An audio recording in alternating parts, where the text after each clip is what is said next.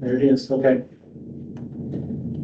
All right, I'd like to call the December 19th, 2024 Ozark Regional Transit Authority Board Meeting to order. Thank you all for joining us today. First order of business is announcement of proxies, and I personally have the proxy for Fayetteville's two other board seats, Lionel Jordan and Chris Brown. And then Zach, you have the proxy for John Curry for Rogers. Have any other proxies? No, sir. No, sir. All right, then. And I do see Dan Weiss has come on board. Yeah, Dan, we have a new board member who joined us at this meeting. And maybe Dan, if you could come off mute and introduce yourself to us. Sure. I'll be happy to. My name's Dan Weiss. I'm out of Bentonville. I am acting. Dennis is retired effectively December 1st. And I was the assistant director or deputy director of transportation for Bentonville. The mayor's appointed me acting director and then also to this board. So it's good to see everybody. I know I sit in the finance meetings here a lot and hear a lot of discussions about ORT. So excited to get in here and listen for a while, but also answer any questions anybody might have about Bentonville. So, nice to meet everybody. Thank you. Great, glad to have you on the team and welcome aboard. Thanks. All right, next item is adoption of our agenda. And Joel sent the agenda out earlier this week. Hopefully everybody's had a chance to review the agenda. Are there any changes or amendments that anyone would like to make to the agenda?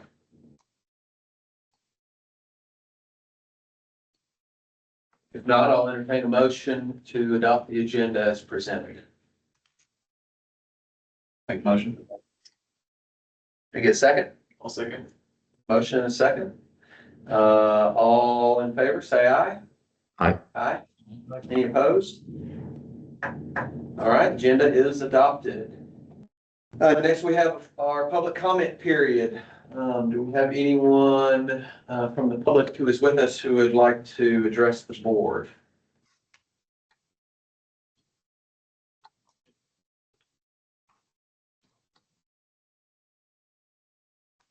Not hearing any public comments, so I'll go ahead and close the public comment period. And move on to item 4, which is adoption of our October 2024 board meeting minutes. Those were also sent out by Joel earlier in the week. Hopefully you've all had a chance to review the minutes. Do I have any changes to the minutes?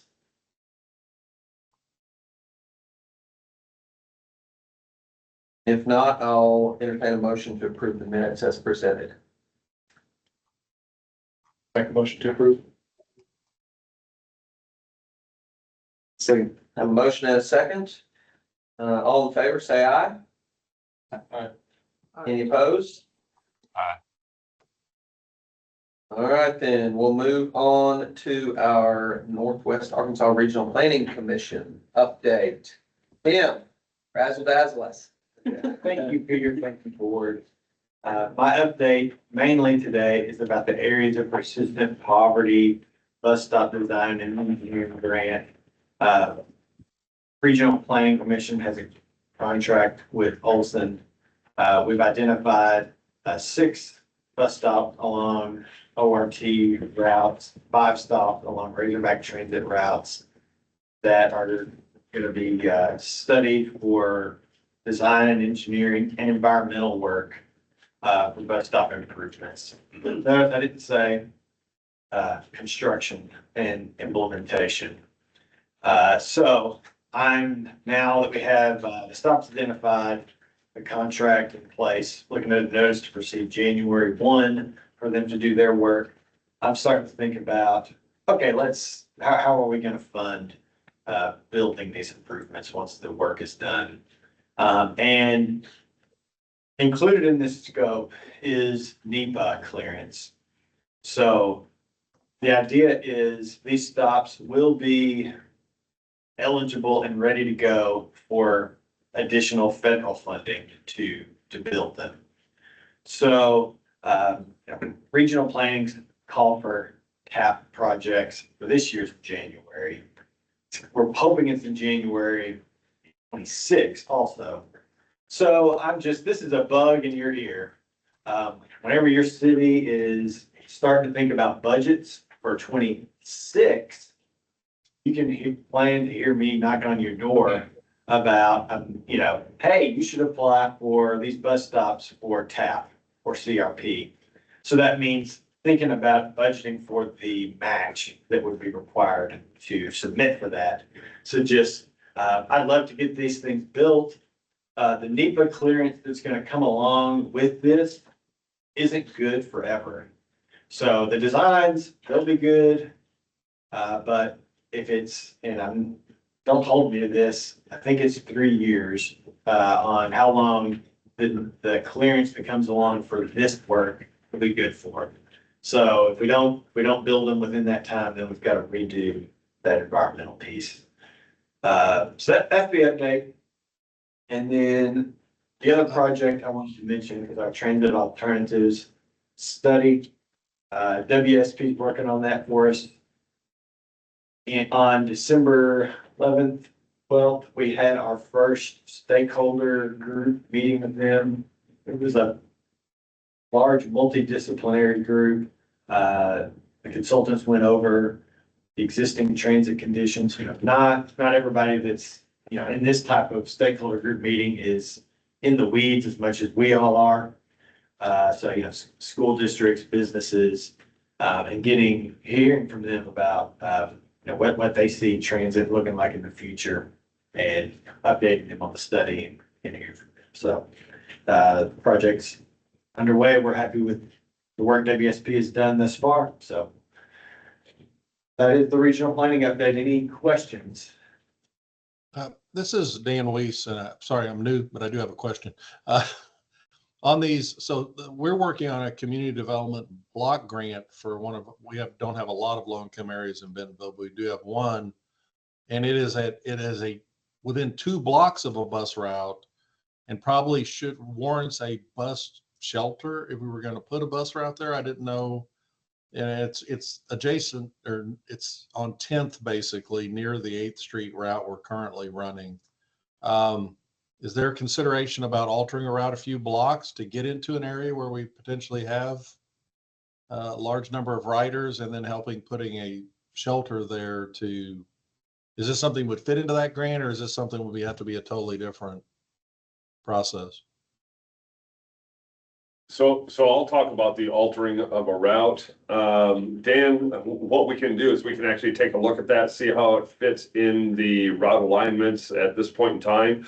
The great thing about public transit is that we're soft wheel. We can go where the streets allow us to go. As far as whether it qualifies for areas of persistent poverty, that is something that we would rely on the mapping for AOPP areas. I can't tell you that, or CDBG funding for the stop itself. And I imagine CDBG funding could be used for public transit related items, and it doesn't necessarily have to be in an AOPP area, I don't believe.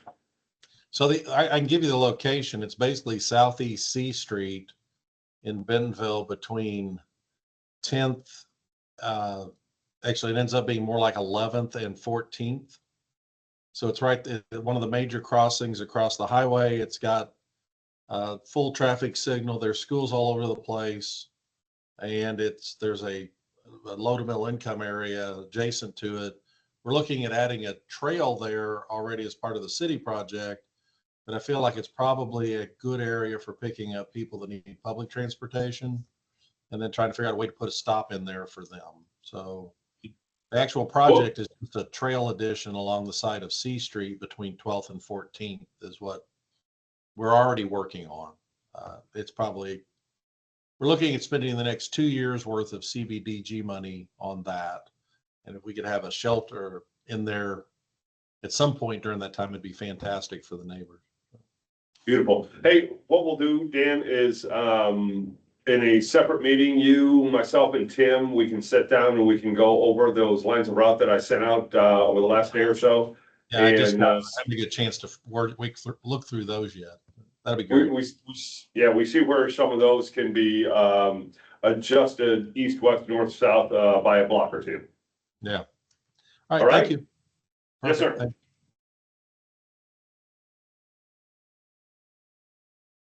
And what is the, you mentioned the communities need to begin thinking about budgeting for the match requirement.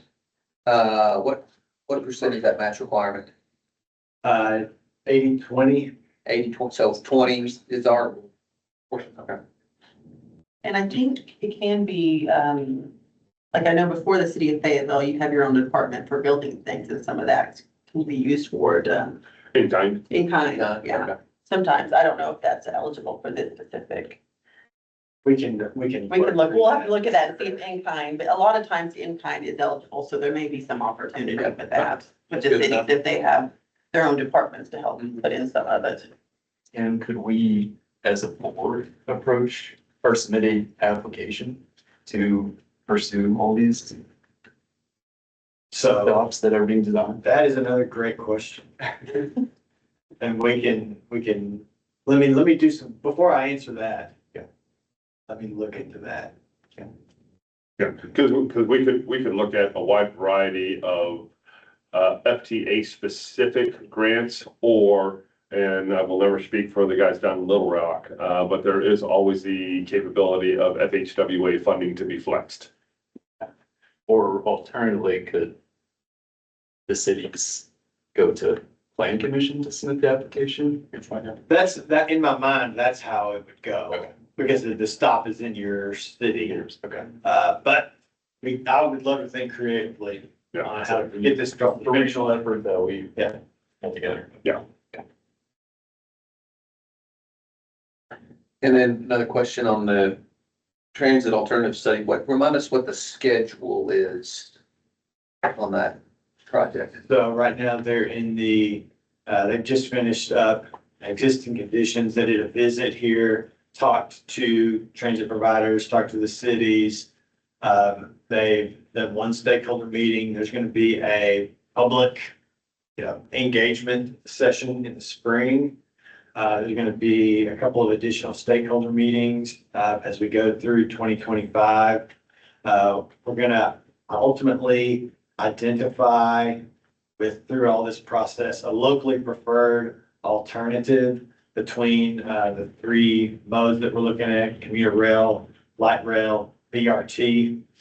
And then at the end of, I'll say November of 25, maybe October, there'll be a final, report on it. And the importance of identifying a locally preferred alternative, with a strong, purpose and need for the whole study that's what we'll need, if we ever go to FTA with a big ask.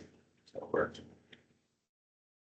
That was November 2025 for the effectively final, completion. yes. Yep, okay. Are there any other questions for Tim on what, regional planning is up to?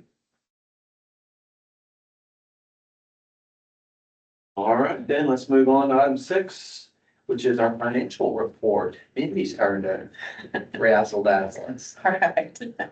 So we have our November financials here today. Revenue had a favorable balance of 60,000, and that was largely due to several Razorback charters in the month as the kind of season ended out, and then some additional contract revenue with some match for some additional service that we started recently.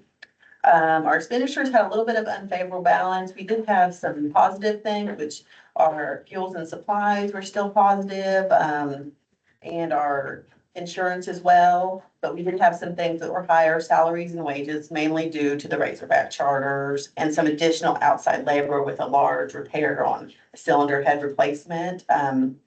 But overall, it was still favorable for the month, 55,000. We still had a slight unfavorable balance of 28,000, but we expect that to be corrected in December and come out pretty much balanced year end. So, and that is pretty much the summary of it. Is there any questions? Any questions for Mindy on the financial report? If I may make the comment that I started out earlier today, Mindy and Taylor are doing a phenomenal job. If you take a look at the math, we're less than 0.5% off budget by the end of November, which is just unfreaking believable. These ladies do an outstanding job of keeping us on target. That is fantastic. Do we need a motion or approval on this? No, sir. Okay. There's no other questions, then we'll move on. Kendall's turn. What do you got for us on ridership? We're gonna talk a little bit about end of year. We've got, this full spring real quick, so it's a little better, minimize that. 8 operating days left, 2 Saturdays, but I thought I'd just go over kind of as we wrapping up 2024. You can see here, 292,000, plus passengers for the year on fixed route and on demand. It's up 17% overall from 250,000 last year at this same time. You can see down here in this graph here and how we continue to increase and nice increases. We're hovering around 1,200 passengers a day on those 2 services, which is just outstanding. I'll move on to fixed route real quick. We have carried 215,000 passengers on the fixed route system alone. Once again, this graph over here showing its trend and how it's been increasing throughout the year. Very nice increases. Quickly on demand here. For the year on demand, the map will come in and just see all the service we provided in the 4 zones throughout the year. We've carried almost 3,000 unique customers. Different customers have used our service. 77,641 on-demand trips. This is all through last night's ridership, by the way. 68% in completion ratio, each city by city. 51% completion ratio in Bentonville, 80% in Fayetteville, 63% in Rogers, and 80% also in Springville. About a 22% overall seat available rate, which is we're tapped out. Just the service is just so busy, but we've still been able to do 77,000 plus and service a lot of customers. Average ETA, you can touch on 18 minutes at wait time after they schedule the ride, and the average ride duration is 11 minutes. And move on. I'll skip our transit today. Talking about the BRX, showing how it continues to trend up. Once again, through last night, 182 days of service since we started on April 1st. Over 15,000 passengers. This week, we're at 114 passengers. That's higher than we've been, so it just continues to grow. In WAC being closed, some of this is our main stop or one of our most popular stops, so that's why you see some dips during the holiday there and stuff. Thanksgiving right here. 3 and 4 o'clock hour are the busiest hours on that service. Also carried over 1,000 bikes on that service as well on that route. And wanted to touch on passengers by service type, just kind of looking at our 6 years trend. 2019 and then COVID hit and we dropped and we've since come back, including paratransit service. We were over 300,000, 305, 624 through last night. So we are definitely doing well. Let me throw the charters on real quick and you can see that we've done 323,000 total when you include our also 18,292 charter trips throughout the year as well. But this is the last 6 years. I'm going to show you a history for the last 21 years or so. Back in 2004, before then, we were mostly a dollar ride, is that what it's called? Dollar ride paratransit service. And we began fixed route service in 2004. And we have seen a growth over the years, hitting some of our highest ridership in 2015 and 16. And then January 2017 is when we had the fire. Dropped us down a little bit and we recovered from that over a few years. And then here comes COVID, dropped us down in 2020. But as you can see, we're at 306,000 through last night. And we are going to probably, with 8 days left, 2 Saturdays, we're probably going to hit about 315,000, which will be our 3rd highest in the history of ORT ridership. So been a great year and we're excited for 2025 to break the record. That's all I got today. So we've had fire, COVID, alien invasion is next. I didn't want to see if we're going to recover from that.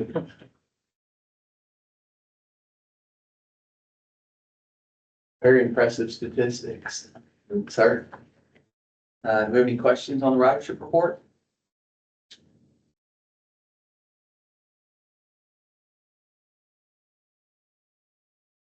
Appreciate all that you do, Kendall. You bring us this information, and just when I think it can't get any better, you go above and beyond in terms of more analysis and more data.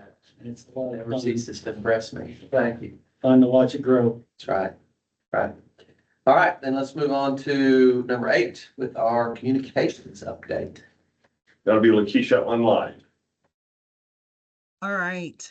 In regards to our communications department, I wanted first to kind of turn it over to Jeff or Erica, if they're in the room, to kind of share from the media mobility perspective, the marketing, and then we'll go into the arts and culture newsletter, basically, which gives a year-to-date encompass of all the things that we have done within the Northwest Arkansas area. So Jeff, you want to kind of speak high level to our numbers portion of it, and then we'll go into the next piece. Sure. Thank you, Lakeisha. Earlier this year, we started documenting our community outreach. And for my part, broken it down. Started off about mid-May, so this is through November, so a little more than half the year. For Washington County, did 74 hours of outreach, and Benton County did 83 hours. And that breaks down to, for Washington County, Fayetteville specifically was 30 and a half hours.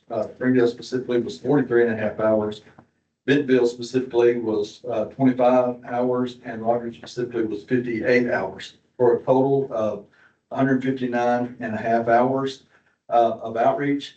That's a little off from the numbers counted there, because I spend a little bit of time going out to Centerton, kind of keeping our toe in the water out there, and also in Madison County. We don't do anything for the most part in Centerton. We don't do anything in Madison County, but keeping our toe in the water accounted for about 2.5 hours. And so with that, we pretty much did a marketing event log. And in that log, total overall hours, as kind of what Jeff just spoke on from his particular piece of it, in general, from a communications department, we've hit a little over 329.83 hours as a team engaging out into the community for this year. And so, as you can see, we've been putting in some a lot of engagements. Total engagements from that spreadsheet in general was like 169 engagements from our team, between Jeff, Erica, and myself, going out into the community. And so I'm going to turn it over to Erica to kind of share a little bit more as it relates to, from a marketing perspective, and some of the work that you all have been doing. Thank you, Lakeisha. So our planned messaging, as we said previously, was now hiring, because we are experiencing a driver shortage, and we are nurturing our community partnerships. And going into the new year, we're still keeping now hiring top of mind, with the focus of potential TV and online ads being that messaging. But as far as our overall messaging, I've been here since 2022, and so we started with ORT is here, like we have public transportation. And then we went into this year was the public transportation is in Northwest Arkansas. And so I held a meeting with the different cities and invited each city to participate.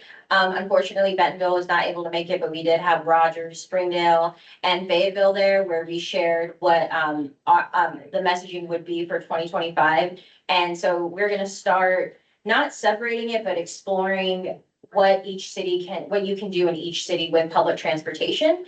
And that way, if somebody finds themselves in Bentonville, that they're not kind of overwhelmed with the overarching Northwest Arkansas transportation. They're able to say, like, Bentonville is going to have its own landing page on our website where these are all the places you can go with public transportation. Springdale and Fayetteville and Rogers. That way, when we do share information about those cities, people aren't overwhelmed with all of the information. They can really just focus and learn how to use public transportation in their city. And from that meeting, we got really great feedback from the cities and their particular messaging from what their community members wanted, and the types of statistics that they were looking for, the types of videos they were looking for. And then we also were able to get their they're gonna lock arms with us in 2025 and allow us to use some of their teams to develop content. So it's not just gonna be on our capacity. It's not just gonna be all on ORT. The cities have really embraced it and said, okay, we are going to help you. You can use our resources because as much as I love Northwest Arkansas, and as you heard from Lakeisha and Jeff, we are trying to get everywhere, but we can't be everywhere all at once, all at the same time. And so the city said, okay, well, when you're in Fayetteville, then you have us, and when you're in Rogers, you have us. So it allows us to really hear and see what the citizens want. And so that's what we really leaned into in the last quarter. And we're really excited to get feedback from our community members. One, I will say to everybody here, the feedback that I get from the community as far as communication via emails and our website is how difficult it is to get from one city to another. We have our ambassadors making these different trips just so that I can see, and then they share them. And then the feedback is usually it takes about 2.5 hours to get from downtown, or not downtown, the 8th Street Market in Bentonville to downtown Springdale. So it's really difficult to explore other cities if you don't have an abundance of time. Another trip that we planned was for a family that their car went out. And I was really excited that they were like, oh, we know somebody at public transportation. And so I had somebody reach out to me, and then they went to our website, and I said, okay, tell me where are you and where do you want to go? And they're like, this is where we live, and this is where our child goes to elementary school. And we really need to get our kids in school because our truck went out and we don't have $2,500. But we do have $0 to spend. And so I said, okay, let's do a fixed route. So we tripped it with a fixed route, and unfortunately it was a 3-hour commute for that child to get to school. And so it didn't make public transportation viable for this family. And it was a $0 3-hour ride or a $47 Uber ride. And so that really hurt because that was all I had to send them was, this is your $0 option. And they, because they had tried to do the Uber route and they tried to get funding for that in other places. So that's really the struggle that I'm seeing as far as getting all the communications on the website and social media is the length of time it gets from city to city. As far as our marketing materials, we had a really great community outreach program with the Arkansas Arts Academy. We spoke to their juniors and seniors, and I don't know anybody here that speaks to high school students. It is terrifying. I told them all to start off. I was like, if you give me a weird look, I'll cry. So please don't do that. And they didn't. They actually avoided eye contact, which I appreciated. But they were really great. And a lot of the students had some really great questions, and they were excited to use public transportation. And then the school actually invited us to come back next year to do like a practical class where I would teach the students how to use public transportation here locally, but then how it would impact them in other parts of the world. So they're really excited to do that and have it for all of their ages. So not just juniors and seniors, to teach like the 12-year-olds how to use public transportation. So, and then we had other, let's see. Yeah, we were able to speak to the Northwest Arkansas Food Insecurity Community of Practical Regional Advisory Board. They are doing a special pilot program with food banks and our bus stops. And so I did invite them to come to the next, I invited them to come to this board meeting, but we met recently. So they're gonna come to the next one for the public portion. As I told them, it was a great time to speak to all of your cities at the same time to help align our bus stops and our routes with food pantries. So they're currently working on that. So please expect them in the next public portion of our board meeting. We had some really great media coverage. We had a 60-second spot for 4029. We were very popular during the mayoral election. So they did speak about, a lot of the candidates did speak about public transportation, all in a positive light, so everybody be happy to hear that. But we were a pretty hot button issue in the city of Bentonville and in the city of Fayetteville. And then I'm trying to think. Our Marshall Lee's landing page is also live, so I'm really excited about that. Unfortunately, we haven't heard back from the coalition just yet, and we're still going to take their feedback, but that landing page is live. And please feel free to give that to your community or your communications departments. And then, yeah, Route 12 is live. I was really excited about it. We did some content shoot for that. And please feel free to come to our events and check our website and like and share and tag us and do all of the cool things. Okay. Thank you, Erica. And so, as you think about the work that's been done with our team in 2024, it's really been this theme around this riding more in 2024. And so, as we move into 2025, it's let's ride ORT in 2025. So, we want our riders and residents within Northwest Arkansas to really be thinking about ORT as a top priority. And so, if we think about continuing to engage and to communicate into our communities, that is going to be our overall focus. So moving from a regional perspective into more of an intentional city perspective as it relates to that targeted communication. And so as we transition to the last portion of like the arts and culture impact, Kendall, if you want to throw that up really quickly for me. Just high level, this is a year-end newsletter that will also be available on the website. Thank you, Eric, for getting ready to post that for me for that. But in general, as it relates to arts and culture, high level, we had about 10 events and I'll say a little over 5,000 impressions within the community of individuals. And that ranged from working in our schools within Fayetteville Apps, the Black Business Expo, all the way down to back to school events. And in addition to that, our Explore and Learns. So a lot of different engagements, utilizing art, helping to create awareness, even down to our mobile art galleries where we've helped to engage, I think it was up to like 20 artists throughout the community with their artworks inside of our transit buses. And so, yeah, you can scroll on to the next page. So yeah, really celebrating our local artists, but also helping to address that mental wellness within our communities. Art it's been proven that it helps to reduce anxiety and stress. And so these are unique ways and innovative ways that we're doing that through ORT to help do that within our communities. And then lastly, if you want to scroll down from our employee wellness program to, yes, employee wellness program. So 18 participants that we've had year to date, 11 currently in progress, and 7 that have successfully graduated from that. And that's within our Ozark Regional Transit Organization. Many have left feeling more reduced in their stress and anxiety.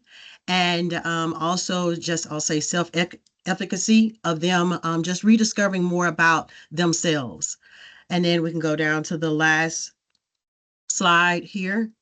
This is just a snippet of, because this does not include the work, again, that Jeff and them have done through the mini engagement events and that Erica and them have done, because this is focused more intentional on the art piece. And still, it doesn't show all the pictures of the art that has been done, but this is just a snippet of the work and engagements that's been done within the community for this year.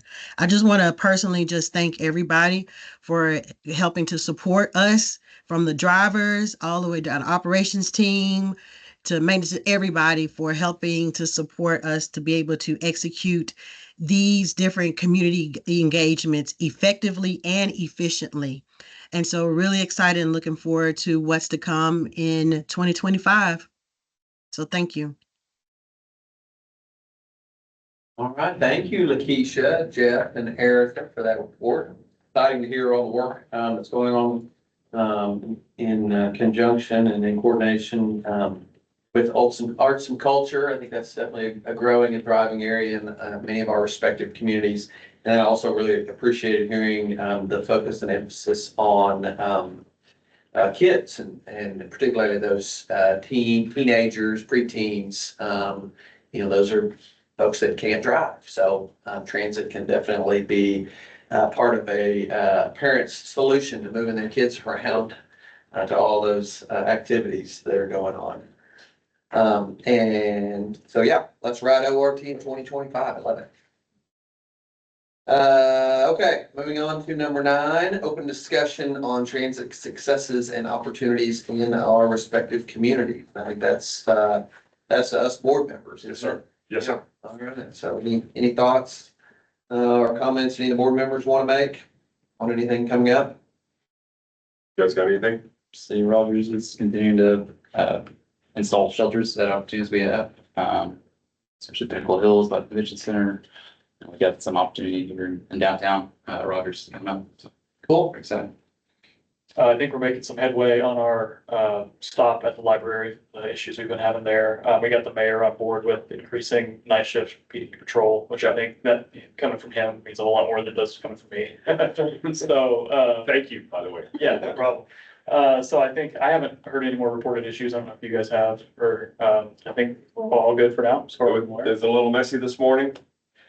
We had Kelster go in there and clean it up this morning. Okay, We're catching it pretty quick because of the focus. So when it does happen, you know, usually at one round or half a round, the driver's reporting it in and we'll get reactions. gotcha. Good deal. I talked to PD and to Parks about a camera out there. All they really have is just like a normal game camera, which I think, you know, every time a car goes by, it would trigger and fill your SD card. So I don't know that it would be very useful for us. But if there's anything else that I can do, just let me know. It's improving. Thank you. Yeah. Kendall, if you want to say that, if they go to our website and they type in our blog policies, it'll show like an explanation of our policies for the writers. Sorry, I was answering the question on there for the writers. Juliet, did you hear that from Erica? Sorry, no, go ahead. I was I was typing in the chat. What'd she say? Oh, no, if you want to visit our website and type in, I believe it's policies or writing with, it'll pull up our blog and that shows all of the different policies to help answer some of those questions, like how old do you have to be to ride alone? Like what can you bring on the bus? And it has a lot more information. Okay, thank you. And for those who can't see the chat, the question was, how old do you have to be to ride ORT system alone? And the answer is 12. Yes, 12 and older. Good to know. All right, any other open discussion? This is Dan Weiss again. I wanted to thank Joel for showing up at our city finance meeting the other day, a few weeks ago, and answered a lot of questions. And Joel, after you left, there was two questions that popped up. Actually, one of them was a question, one's a statement. We are looking at two shelter locations we'll try to do in the first quarter of next year, potentially. And we can talk about those offline. But a question came up about using billboards. The city of Bentonville has put PSA announcements on some of the billboards for things. Is that something ORT does? We'll gladly go ahead and do that type of advertising so long as it doesn't break my advertising budget. The one I thing believe they're free if we've had free ones put up in the city on the digital billboards, if the city requests them. we like free. Yes. Free works for all of us. I say free, but And we like free. Love it. our parks Yes. department has used it for like the e-bike rebate program. We've put those up. So would not, of course, we wouldn't be able to deal with the content, but I believe you got people there to put that together. I think it would be something potentially as simple as just getting the content to us and then the city requesting it as part of a PSA program. So Beautiful, beautiful. That's Mr. McCormick? Would that be Mr. Peyton McCormick's content? it could be. It was brought up to me by our parks department, one of our parks department guys that happened to be in the meeting, mentioned it to one of the city council people. And then city council person emailed to me and said, hey, let's get this on the list if possible. So. Yes. Probably Yes. my first step would suggest maybe get some content together just to kind of see, and then have Peyton would probably be the right guy to reach out and help coordinate that, would be my guess. He's fairly new to role, so we're still assigning him stuff he doesn't know about yet. So. Got it. Maybe one of those items. What we'll do is, Erica, Lakeisha, if you guys can put something good looking together, of course you guys will put something good looking together. We'll get it to Dan and Tim and let them funnel it out to the people within the city. Yeah. And So then- does and this then sound we good, can- Dan? I mean, I'd love to get it set up. I don't know how much we can do, how long they can last, or any of those details yet. It was just something our parks team had done. So Beautiful. that might be Thank you. something. I don't know if that works in other cities too, but we're getting a lot more of those digital billboards. They're easy and quick to switch out. So I think it's easy to slip in a PSA occasionally. Very good. All right. more work. Job security. Hard opportunities in shelters. I've got, 5 shelters. Where's Bobby? Yeah, I believe we have a 4. Shelters laying out there, setting out there right now that are uncommitted. And it truly needs to be first come, first serve. When those are ready to be stuck in the ground, that's when we're gonna commit them. But then, of course, buying shelters. Who was it that just did the, Dane Effling, just did the shelter quoting? We're looking at the $10,000 per unit now. And that's just a rough estimate. The lead time, I'm gonna say is, you're gonna get me lying on this, because I'm attempting to flash back on the email. 8 months, 10 months, to get them shipped from Michigan. And they would be the standard green. If we're gonna add, any other colors, that can be city specific, but right now, everything I have is just a standard green, and if we want to add lighting, battery systems to them, that type of thing, it's gonna be more money. So, but they are readily available. I mean, they're not sitting on a lot somewhere like a used car. They do have to be ordered and they have to be built. I would not order anything in less than 10 units, because 10 units is enough to get a dedicated load. So.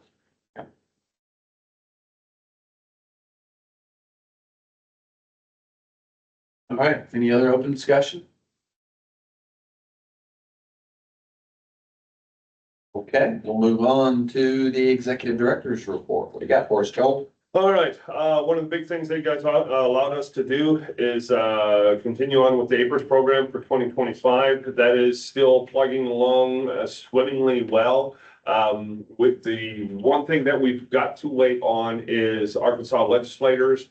We've got a couple of local legislators that are getting our name put in there. If you look at APRS as a legislative unit, they have everything named in their ordinance, resolution, whatever it's called, their code of federal regulation or state regulations. We've just got to get ours in there, the name transit as built by whatever the codified number is. We've got a couple of legislators that are working on that for the January 17th opening. As soon as that is done, that's when we go ahead and ask the board for the official approval, even though you've given us the approval.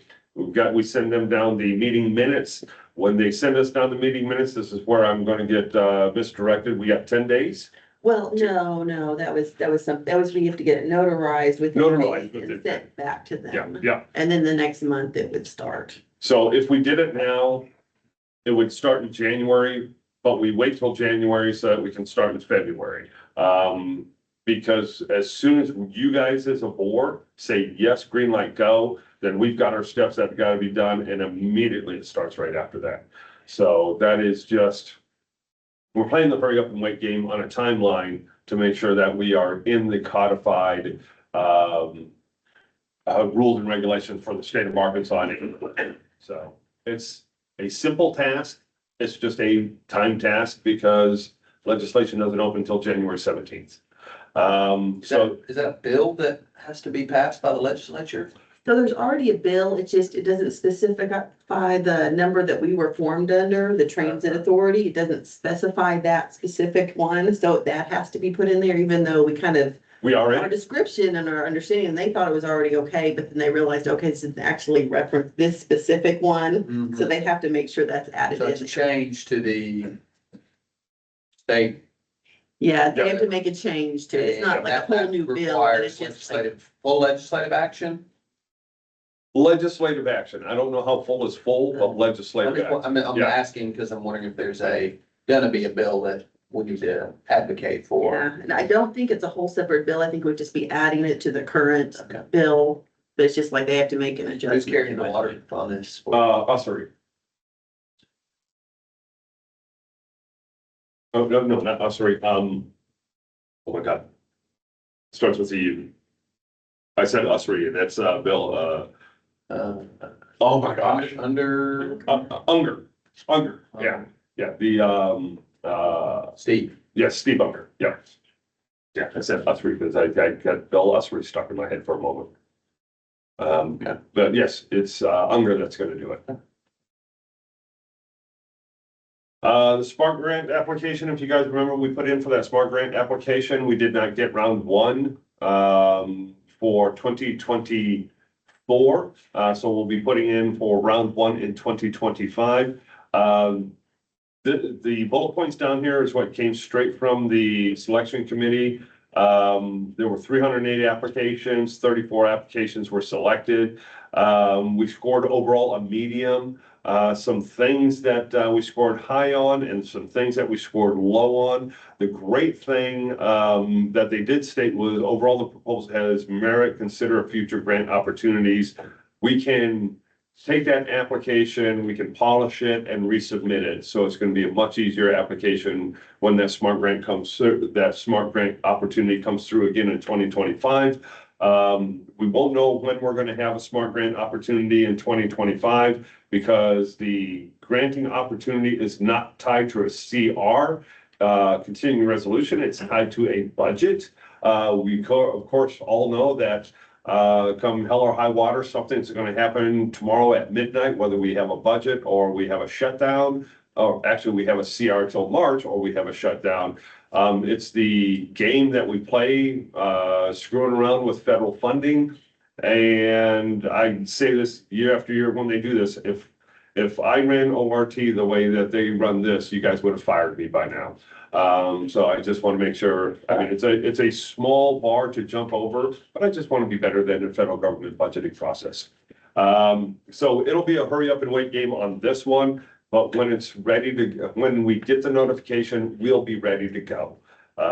Between us and Olson, the ORT CF5 charging fueling infrastructure grant as of last night, FHWA Arkansas and I finalized documentation that is now, as of 0:30 this morning, in the hands of FHWA in Washington, DC.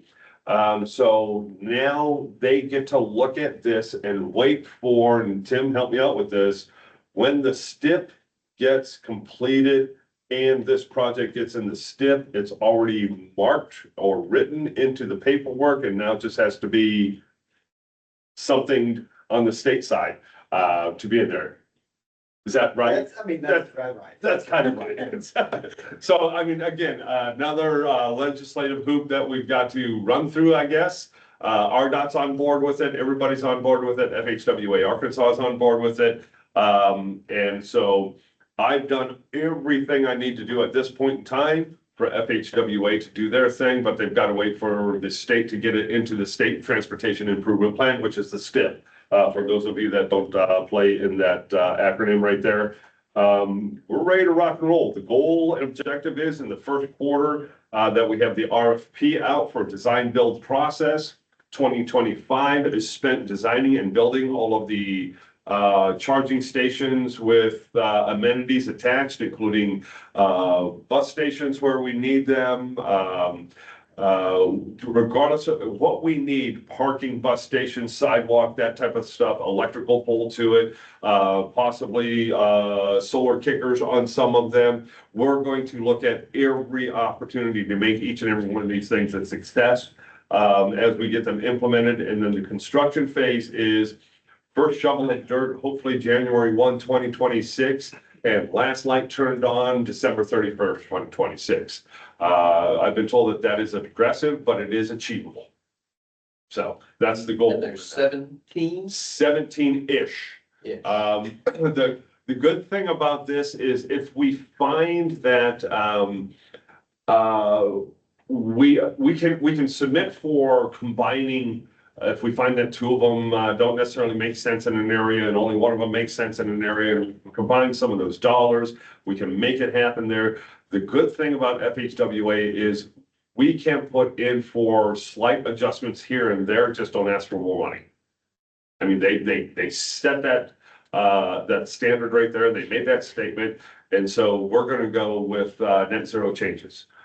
which will be really, really good. If we need to move from one side of a parking lot to another side of a parking lot, just so long as it doesn't cost them any more money, they're okay with it. So.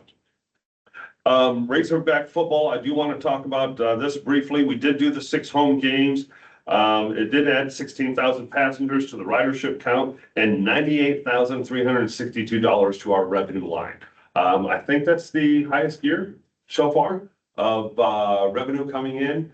I will never say that Razorback games are always going to happen, but this was a good year for it to happen. And then, of course, portion of that money did go to subcontractor, portion of that money goes to towards salaries, the cost of doing business, and then I can tell you right now what the actual portion is that we're going to put in the bank for local match.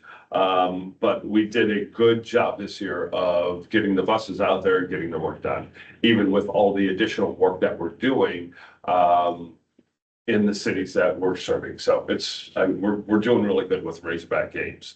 A couple of things that I added last minute. One of the things you're going to see coming out in early January is the board meeting invites for the even months, and then the executive committee invites for the odd months. Those will come through ORT information instead of me or Kendall, because we finally got it figured out how the meeting invites can be done through ORT information. And this is the first month that we've done it with ORT information. So you'll see those come out in January. You'll come back from vacation, hopefully, and have just a whole bunch of meeting invites from us. Another thing you're going to see come out in January is the revisions to the employee handbook. We're going to hopefully get those out in the first part of January so that everybody's got a month or more to go ahead and look at them, ask questions, that type of thing. These are all policies that we're making adjustments to, and I want to make sure that all policies go through you and you bless all of our policies. Procedures we do internally, but policies must have your blessing. And the hope is that by the time we get to the end of February, we can have all the policies read, questions answered, that type of thing, so we can get the employee handbook updated. And then the final thing that I want to talk about is our anti-cannibalization software that we've been working on with Passio and VIA, GTFS, Google Transit feed specifics. Google Transit Feed Specifics has been a bear to work with. We were hoping to have it done at the end of the first quarter of 2024. Between jumping back and forth between our skill set, Passio's skill set, VIA's skill set, and Google's demands, I believe we're ready to rock and roll with it in January. Was that the green light that we were given? So basically, you'll be able to open up your VIA app when you're looking for a on-demand ride, and it will tell you, oh, Joel, there's a fixed route bus coming within 5 minutes, and it's an 18-minute wait for an on-demand transit trip. So but it'll tell us you gotta walk 2 blocks to get the fixed route as opposed to wait 18 minutes for something to come to you. So that'll be something that'll be on the Google or on the VIA app. And the final part of that is I've got to find about $19,000 if we want $19,000 a year. If we want to go ahead and get City Mapper on board. But City Mapper can't go on board until the GTFS stuff is completed. And City Mapper is that app where we can buy in other services that say, oh, I want to take a non-car trip somewhere. That non-car trip can be through transit, it can be through fixed route, it can be through on-demand transit, it can be through the bike share that's in my area or the scooter share that's in my area. And then we buy on Uber, and this is an Uber trip that I could take. And all of it's payable through that app. So you don't have to go to Uber allegedly to pay them. You pay the City Mapper who then pays the Uber trip. And you pay the City Mapper who then pays the bike share. So we're looking at, after we get, I would say, settled in with the anti-cannibalization through VIA, we're looking at sourcing a way to get City Mapper going. So. And that's everything I had outside of the upcoming closings, Christmas Day, New Year's Day. And then we're looking at January 23rd and February 27th as our executive committee meeting and our regular board meeting.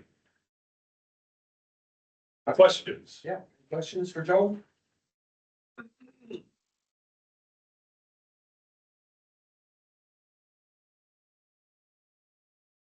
Okay, anybody else got anything for the good of the group?